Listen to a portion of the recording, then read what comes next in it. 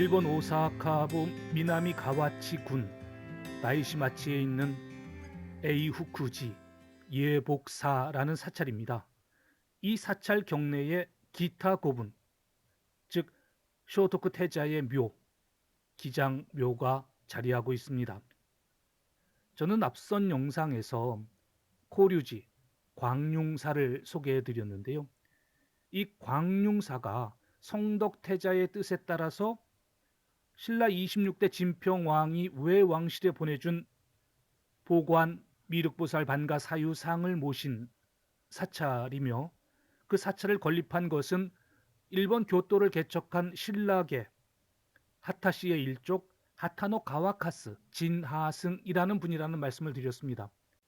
그리고 더불어서 광융사 태자전에 쇼토쿠 태자의 목상이 모셔져 있고, 이 쇼토쿠 태자의 목상은 역대 일본 천황이 즉위식에서 입었던 바로 그 황갈색 도포를 입고 있다라는 말씀을 드렸어요.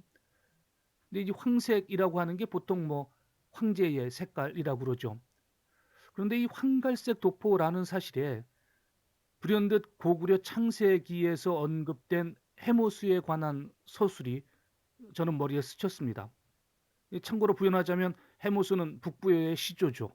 그리고 고구려를 건국한 추모, 주몽의 아버지입니다. 남당 박창화 선생의 유고집이고요. 김성겸 선생님이 번역한 고구리 창세기입니다. 고구려의 원 발음이 고구리라 그러죠. 이 고구리라는 창세기, 이 책인데요. 여기에 보시면 그 해모수에 관한 서술입니다. 북부여 불이성 달림산 아래 푸른 소리 빽빽하니 무성하고 단골이 우뚝하니 솟았더니 이게 바로 천재의 궁전이라. 천재께선 황색 도포와 옥대에다가 머리엔 녹책 금관을 쓰시고, 그러니까 황색 도포를 입고 있는 거죠. 원문을 한번 확인해 봤습니다. 그랬더니 제2황포경대, 역시 황색 도포예요.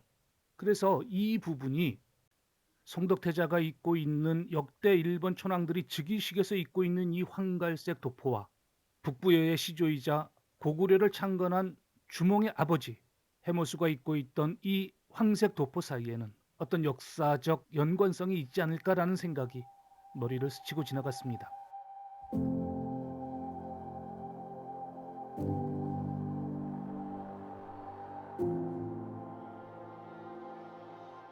그런데 한편으로 생각을 해보니까 성덕태자라는 인물에 대한 이해가 있어야 성덕태자에 대한 설명도 쉽게 이해가 갈 것이고, 그리고 이 성덕태자가 일본 불교에 끼친 영향이 굉장히 크기 때문에 앞으로 소개해드릴 몇 곳의 한반도 관련 일본 사찰을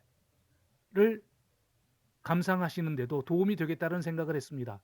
그래서 제가 방문한 문화재들 중에서 성덕태자와 직접적으로 관련이 있는 이 성덕태자 묘를 앞서 소개해 드리기로 했습니다. 그래서 오늘 성덕태자에 대한 설명과 이해에 도움이 되는 그런 동영상을 준비해 봤습니다.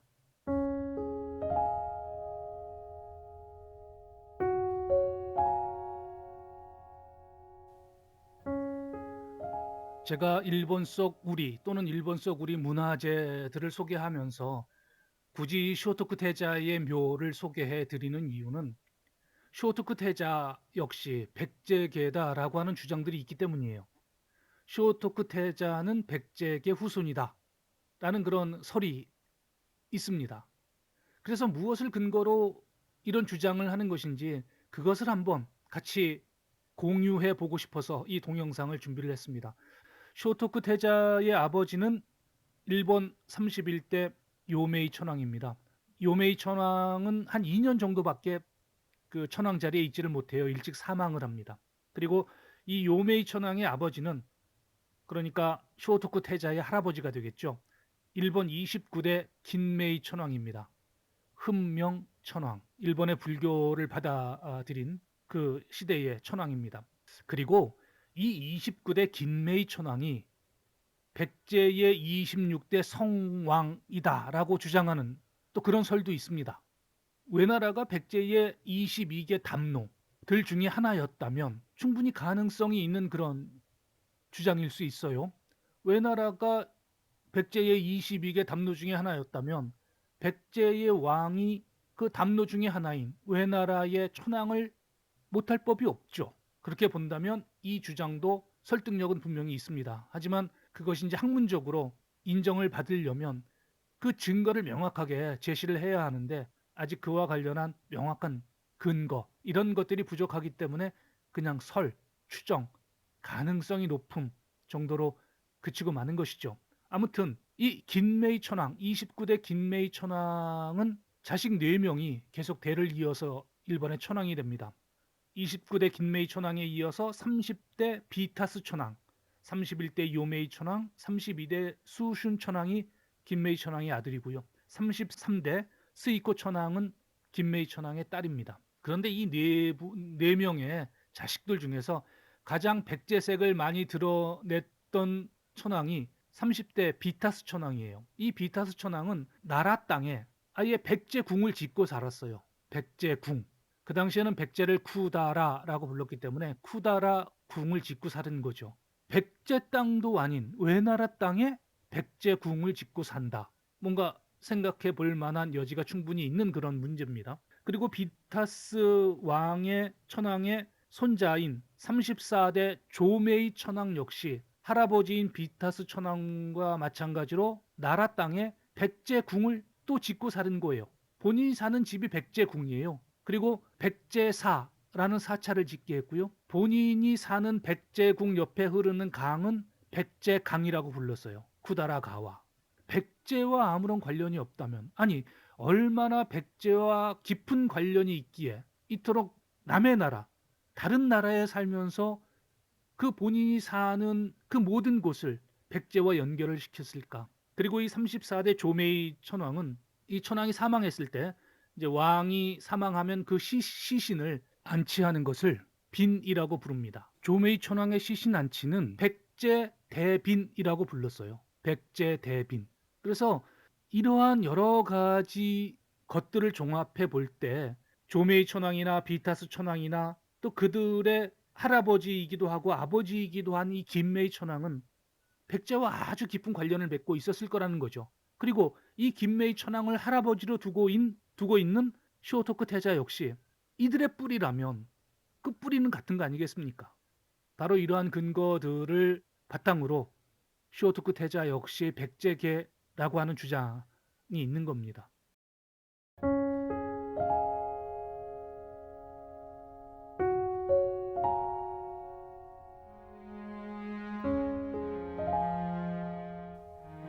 사실 이곳이 쇼토쿠 태자의 묘라고 하는 확증은 없습니다.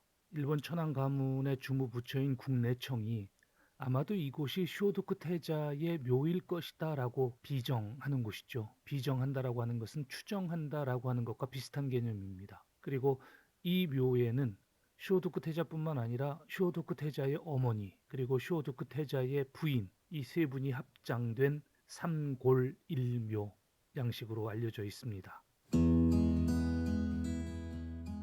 그리고 보시는 것처럼 이 봉분 주위는 결계석이라고 불리는 돌들이 이중으로 둘러쳐져 있습니다. 직경이 약 55m 정도 되는 원형 고분 양식입니다.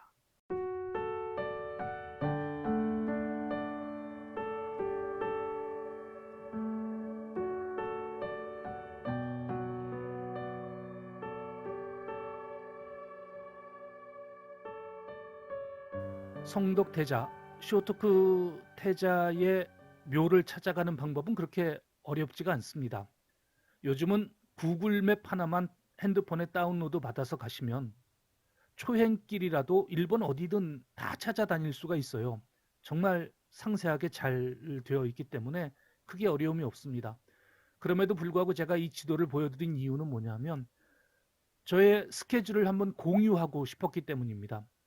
이날 저는 이렇게 두 곳을 방문하는 일정을 오후 일정으로 만들었거든요. 성덕태자의 묘가 있는 에이후쿠지 예복사를 방문을 하고 아스카베 신사를 방문을 하는 게 이날 오후 일정이었습니다. 그래서 저는 먼저 여기 보시면 카미노 타이시 역이 보이실 겁니다. 이 카미노 타이시역까지 가서 먼저 아스카베 신사를 들렸습니다. 아스카베 신사는 전에는 곤지왕 신사라고 불렸던 곳이에요. 그런데 이제 이 곤지왕이라고 하는 분이 우리 한반도 백제와 깊이 연관이 되어 있는 분이기 때문에 아마도 그 흔적을 좀 지우거나 가리고 싶어서 이 이름을 곤지왕 신사에서 아스카베 신사로 바꾸지 않았나 생각을 합니다. 그러니까 곤지왕이라는 분의 사당인 거죠. 곤지왕이라는 분에 대해서 간단하게 좀 설명을 드리면 제가 나중에 이제 이 채널에서 한번 자세하게 그 신사도 보여드리고 자세하게 설명을 드리겠지만 이 곤지왕은 백제 21대 계로왕의 동생입니다. 그리고 백제 24대 동성왕의 부친 아버지이시고요. 또 백제 25대 무령왕의 작은 아버지죠. 뭐 무령왕의 아버지라는 설도 있고 합니다만은 아직 무엇이 그 사실인지 관계 규명이 아직 명확하게 되어 있지 않습니다. 그래서 무령왕이 계로왕의 아들이라는 설도 있고 또 곤지왕자의 아들이라는 설도 있습니다. 아무튼 이분은 그런 분입니다. 근데 이제 이분이 461년에 일본으로 파견이 돼요. 그때 백제는 계로왕의 이제 시대였죠. 근데 이 계로왕의 시대에 고구려가 너무 강성했기 때문에 475년에 계로왕은 고구려 장수왕에게 전쟁에서 패하면서 살해당하죠. 이런 어떤 혼란한 시기였던 겁니다. 그때 계로왕이 곤지 왕자를 이제 일본으로 보낸 거죠. 그래서 461년부터 약 한 15년 정도 일본에 거주하면서 일본에서 굉장히 많은 활약을 합니다. 그 활약상은 다음에 제가 이 아스카베 신사를 소개를 해드릴 때 한번 말씀을 드릴 거고요. 그래서 이 아스카베 신사를 참배를 하고 그리고 이제 이 성덕태자의 묘가 있는 에이후쿠지 예복사를 가야 하는데 약 한 2.5km 정도가 됩니다. 아스카베 신사에서 이 에이후쿠지 사찰까지가. 그런데 이곳이 좀 한적한 시골이다 보니까 대중교통이 그렇게 많지가 않아요. 그래서 저는 그냥 걷는 방법을 선택했습니다. 여기 보시면 길은 굉장히 좋습니다. 지금 이 큰 길을 따라서 계속 진행을 했는데요. 이곳이 전부 새롭게 주택들이 들어선 그 택지 지구가 되어가지고 정비가 아주 잘 되어 있었습니다. 그래서 대략 한 이 지점까지는 오르막, 험하지 않은 가파르지 않은 오르막 길이었고 대략 이 지점부터가 이제 내리막길로 이렇게 이어졌습니다. 그래서 성덕태자의 묘가 있는 에이후쿠지 사찰에 도착을 했고요. 그리고 이 성덕태자의 묘를 참배를 하고 이제 다시 돌아가는 길을 고민을 해야 하는데 이 앞에서 보시면 이 지점에서 버스 정류장이 이곳에 있습니다. 이 버스를 타고 가까운 전철역을 가면 되는데 역시 또 버스편이 많지가 않기 때문에 기다릴 것이냐 아니면 걸어가는 방법을 택할 것이냐. 역시 저는 또 걷는 방법을 선택을 했습니다. 그래서 왔던 길을 되돌아가서 한 2.5km 정도 걸어가서 카미노 타이시 제가 왔던 그 역으로 돌아왔습니다. 그래서 이 카미노 타이시 역에서 다시 목적지로 이동을 했거든요. 그러면 대략 왕복 한 5km 정도가 됩니다. 그래서 이렇게 해서 이제 오후 일정을 마친 겁니다. 이렇게 오후 일정을 마치면 대략 4시 정도가 되는 것 같아요. 그러니까 이제 오전에 제가 아침 일찍 시작을 해서 오전에 한 2곳 정도 문화재를 방문을 하고 문화재를 이제 관람을 하고 또는 참배를 하고 점심을 먹고 오후 일정이 있는 곳으로 이동을 하는 거죠. 이렇게 하루에 4곳 정도의 문화재를 방문을 하면 아침 한 7시 반쯤 시작을 하면 오후 4시가 되면 대략 끝이 납니다. 그러면 저녁 시간이 좀 여유가 많이 있죠. 그리고 이렇게 답사 여행을 하면 보통 하루에 한 15km 정도를 걷게 되는 것 같아요, 평균. 그래서 이런 거 염두에 두시고 준비를 하시면 좋겠다라는 생각을 합니다. 그래서 제가 오늘은 제 일정 공유해 보려고 이 지도를 보여드렸습니다.